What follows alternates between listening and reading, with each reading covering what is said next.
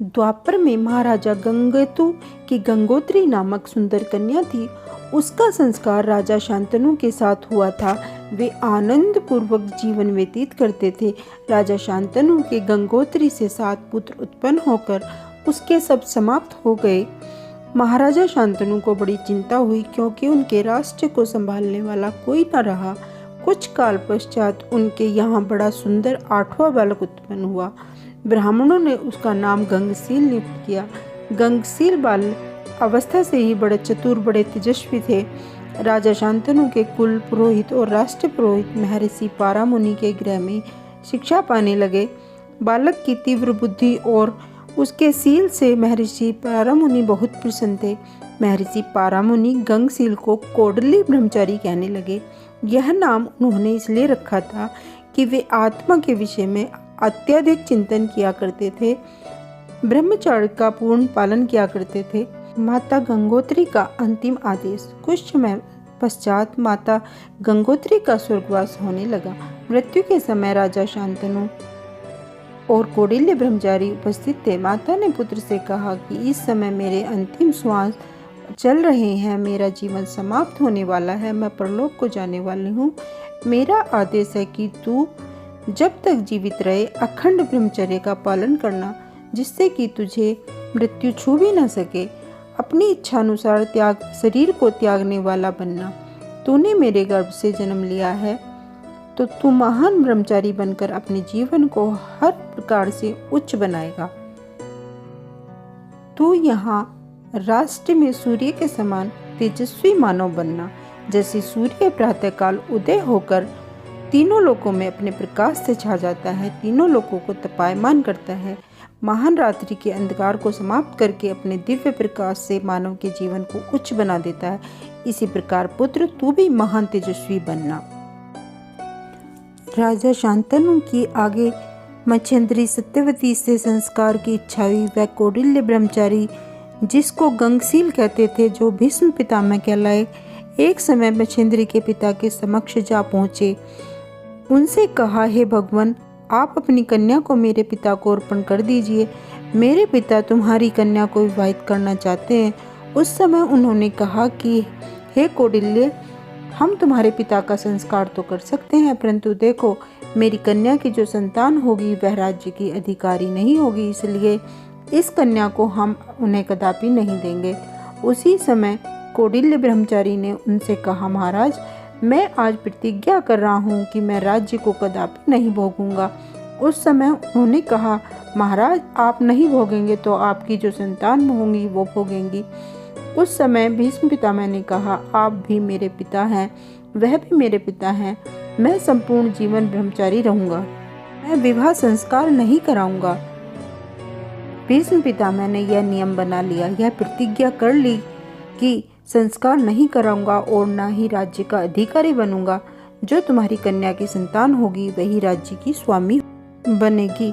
कुछ समय के पश्चात उसने महान कन्या का संस्कार राजा शांतनु के साथ कर दिया। वह कन्या बड़ी सुंदर थी, महान थी।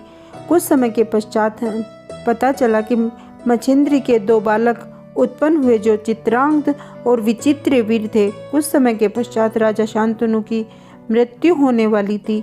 उन्होंने तीनों पुत्रों को बुलाकर कहा कि भीष्म, जो तुमने प्रतिज्ञा की उसे भंग न करना। अब मेरा अंतिम सांस चल रहा है। जैसी तुम्हारी माता गंगोत्री ने कहा था, वैसे ही जीवन भर ब्रह्मचारी रहना। भीष्म पितामह ने विचित्र वीर्य और चित्रांगद को राष्ट्र का स्वामी बना दिया था। वे राज्य का पालन करने लगे। मृत्युंजयी भीष्म पितामह। उस समय महान ब्रह्मचारी ने कैसा सुंदर आदेश माता से पाया, वही ब्रह्मचारी आगे चलकर भीष्म पितामह के नाम से पुकारे गए। आगे वे पितामह बन गए। कैसा सुंदर वह ब्रह्मचारी था। महाभारत संग्राम में जिस समय अर्जुन शस्त्रों का प्रहार करके उनके शरीर पर करते थे, तो भीष्म के शरीर से टकराकर शस्त्र उछल जाया करते थे। शस्त्र भी दूर भागते थे, उनकी त्वचा में प्रवेश नहीं कर पाते थे। कैसे सुंदर थे वे ब्रह्मचारी। देखो, उस समय अर्जुन ने उनसे एक वाक्य कहा था, हे भगवान, हे पितामह, आपने कौन सा पदार्थ पाया है जिससे मेरे शस्त्र आप पर आघात नहीं कर पाते। उस समय भीष्म पिता ने कहा था, हे पुत्र, हे बालक, मैंने माता के आदेश द्वारा उस अवस्था को पाया है जिससे मैं मृत्युंजयी बन गया हूँ। मैं चाहूँ तो मेरी मृत्यु होगी, अन्यथा मेरी मृत्यु कदापि नहीं होगी। ब्रह्मचर्य को पाने में इतना महत्व है। जो ब्रह्मचर्य को पाता है वह परमात्मा को पा लेता है, और परमात्मा को पा करके बेटा सृष्टि के कण कण को जानने वाला मानव बन जाता है। वह मानव भौतिक विज्ञान और आध्यात्मिक विज्ञान दोनों को पाने वाला बन जाता है।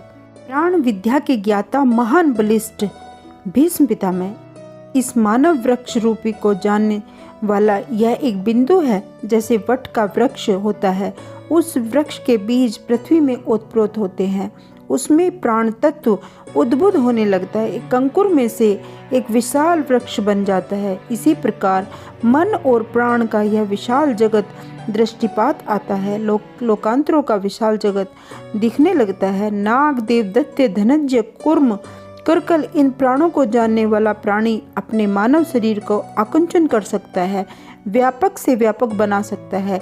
इन्हीं प्राणों को अपने शरीर के किसी एक भाग में ले जा सकता है जहाँ प्राण और मन दोनों का सन्निधान हो जाए, समन्वय हो जाए। वही मानव में गुरुत्वा और ऊर्ध्वा बन जाती है। प्राणों की क्रिया को जानने वाला मानव महान बलिष्ठ होता है। पितामह भीष्म इन क्रियाओं को जानते थे।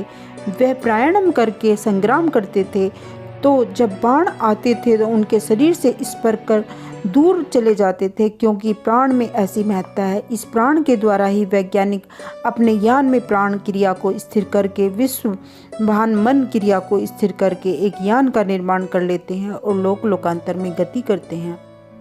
मानव के जीवन के कृष्ण और शुक्ल पक्ष। चंद्रमा जब 16 कलाओं से युक्त होता है तब अमृत प्रदान करता है। चंद्रमा की 16 कलाएं प्रतिपदा से लेकर अमावस्या तक 16 कला वाला प्रकाश धीरे धीरे घटित होता रहता है। वह धीरे धीरे समाप्त होता है। अमावस्या का दिवस आता है तो चंद्रमा की एक कांति नहीं रहती, वह कांति लुप्त हो जाती है। इसी प्रकार मानव जीवन के भी दो पक्ष होते हैं, एक कृष्ण पक्ष और दूसरा शुक्ल पक्ष। महाभारत का संग्राम हो रहा है। संग्राम होते हुए जब अर्जुन के तीखे बाणों से अस्त्र शस्त्रों से पितामह भीष्म मृत्यु की सैया पर विराजमान है। वह सैया किसकी है? बाणों की सैया पर विद्यमान है। उनका मस्तिष्क नीचे को हो गया है। उस समय संग्राम में पितामह भीष्म कहते हैं, अरे कोई है जो मेरे ब्रह्म पद को ऊंचा कर दे। इस मस्तिष्क को ब्रह्म पद भी कहते हैं।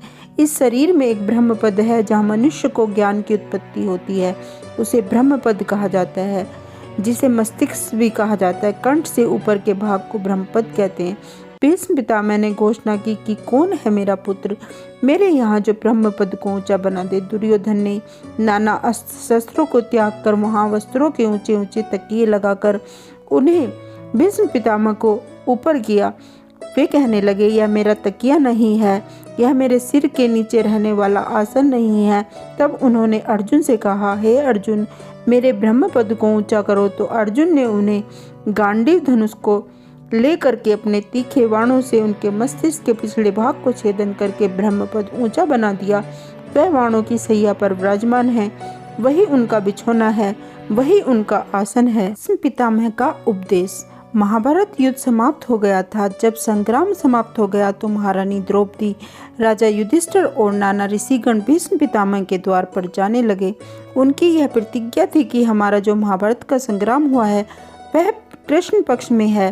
कृष्ण पक्ष के दो विचार होते हैं, एक तो स्वाभाविक ब्रह्म जगत है, इसमें पूर्णिमा से लेकर अमावस्या तक को कृष्ण पक्ष कहा जाता है और अमावस्या से पूर्णिमा तक को शुक्ल पक्ष कहा जाता है। दूसरा आंतरिक जगत में। इसी प्रकार मानव के जीवन में दो प्रकार के पक्ष होते हैं, एक अंधकार को होता है, एक प्रकाश का होता है। यह एक जीवन होता है। जिस जीवन में मानव को अंधकार आ जाता है वह अंधकार में आ जाता है। तो मेरा जो ये जीवन है जो जिया जा रहा है वह एक शुक्ल पक्ष का जीवन है, जिसमें मानव के समीप ज्ञान आता रहता है, प्रकाश आता रहता है। वह मानव शुक्ल पक्ष में प्रवेश करके अपने को उज्जवल अनुभव कर रहा है। अनुभव करता हुआ यह स्वीकार कर रहा है कि मेरा जीवन वास्तव में प्रकाश में है। एक समय महारानी द्रौपदी ने भीष्म पितामह से कहा, प्रभु, आप जो इन वाणों की सैया पर विराजमान है इसे कृष्ण पक्ष कह रहे हैं। हे पितर, मैं यह जानना चाहती हूँ कि आप जो इस आसन पर विद्यमान हो रहे हैं, आपका कृष्ण पक्ष और शुक्ल पक्ष से क्या अभिप्राय है। उस समय पितामह भीष्म कहते हैं, कृष्ण पक्ष और शुक्ल पक्ष का अभिप्राय है कि मानव के जीवन में दो पक्ष आते हैं, एक ज्ञान का पक्ष है और एक अज्ञान का पक्ष।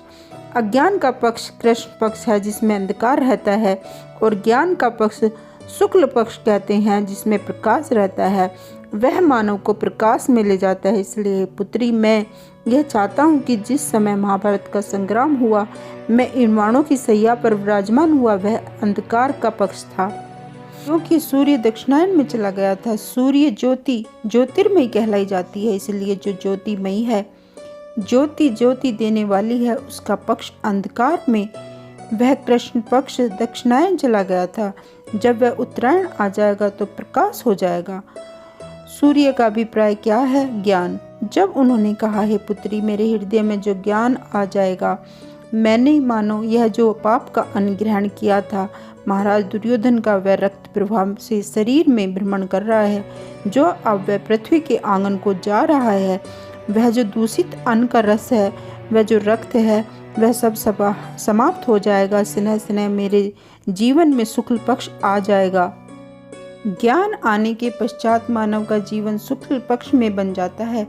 वे अपनी संकल्प शक्ति से अपने शरीर को त्यागने वाले थे। उन्हें सर्वत्र राष्ट्रपिता कहा जाता था। वह ब्रह्मचारी थे। ब्रह्मचारी में महान सत्ता होती है।